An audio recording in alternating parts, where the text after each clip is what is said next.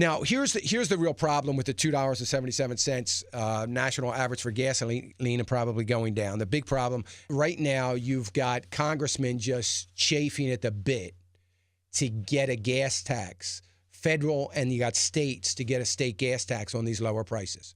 And because they're incapable of thinking about any kind of unintended consequence, the unintended consequence of these gas taxes is going to be phenomenal. Well, yeah, but Dan, our roads and our bridges are falling apart. You're right about that. Our roads and bridges are falling apart. But let me explain something to you that often gets overlooked. I can't imagine why, but often gets overlooked. Do you understand its suffering? Because that fund has been the personal piggy bank of state capitals and federal government now for many, many years. If you took the tax and actually did some road work and bridge work with it as a matter of fact, that's what it was intended to do, instead of using it for everything else under the sun, because everybody's budget is suffering because we're not in recovery, we're in recession, and everybody's hurting, then we wouldn't have this problem.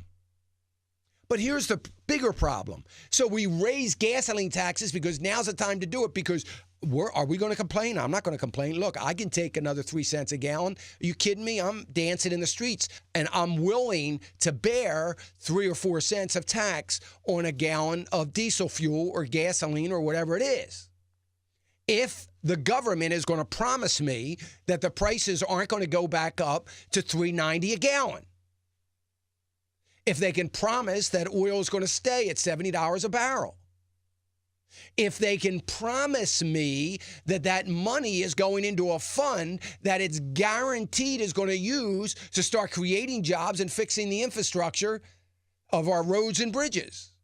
If they can promise me that, and of course we know the government wouldn't break a promise to us, then I'm fine with it.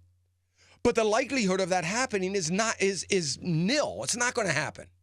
So in that light, do we understand that the unintended consequence of 4 or 5 cents more per gallon in taxes is not the attack that it is on discretionary income right now, but it will be when gas prices go up, and they will go up. Let's not be so naive to think that this is where we're going to be for the next 20 years.